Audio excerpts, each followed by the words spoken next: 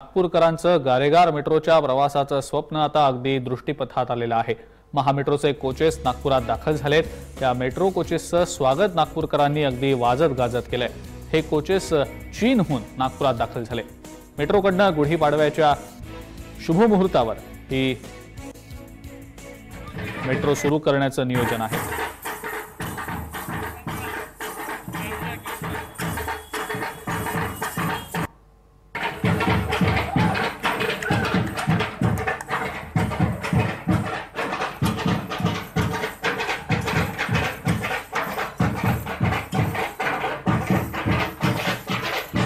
या सगळ्याचाच आढावा घेतला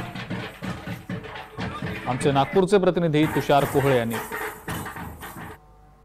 मकर संक्रांतीच्या शुभ पर्वावर नागपूर मेट्रोची हक्काची पहिली ट्रेन आज नागपूरमध्ये दाखल झाली आहे। आपण बघू शकतो की नागपूर मेट्रोचे जे डेपो आहे मिहान परिसरामध्ये तिथे ह्या ट्रेनचे जे कोचेस आहेत तिथे ठेवण्यात आलेले आहे आणि पुढचे 2 महिने यावर पुढची जी काही प्रक्रिया करून ती झाल्यानंतर याला रुळावर उतरवले जाणार आहे। साधारण मार्च महिन्यामध्ये नागपूरची पहिली प्रवासी ट्रेन धावण्याचा प्रयत्न महामेट्रोकडनं केला जात आहे। त्यासाठीची ही संपूर्ण तयारी आपण बघू शकतो की हे संपूर्ण जे कोचेस आहे हे चायनावरनं आलेले आहे। चायनावरनं शिपच्या माध्यमातून हे चेन्नईला आले आणि चेन्नईवरनं बाय रोड हे नागपूरमध्ये आज सकाळी दाखल झालेले आहे। महत्त्वाचा विषय हा आहे की ही पहिली मेट्रोची हक्काची ट्रेन आहे, कारण की याआधी जी ज्या बोग्या आल्या होत्या त्यांची बोग्या जोडून जी ट्रेन तयार झाली होती ती हैदराबादनं आलेली होती, जी ट्रायल रन होती। आता ह्या 3 वेगवेगळ्या बोगी आहे, त्या 3 बोग्या जोडून एक ट्रेन होणार आहे। जी मेट्रो या संपूर्ण मेट्रोची जी ट्रेन आहे याची जर क्षमता जर बघायचं झालं तर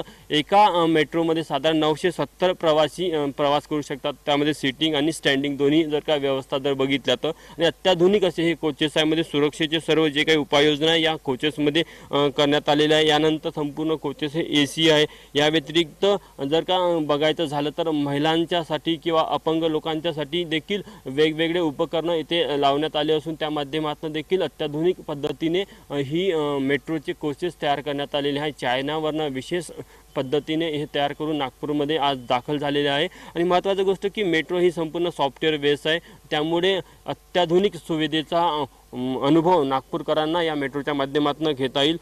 कॅमेरामॅन मिथुन आत्मनेसह तुषार कोहळे।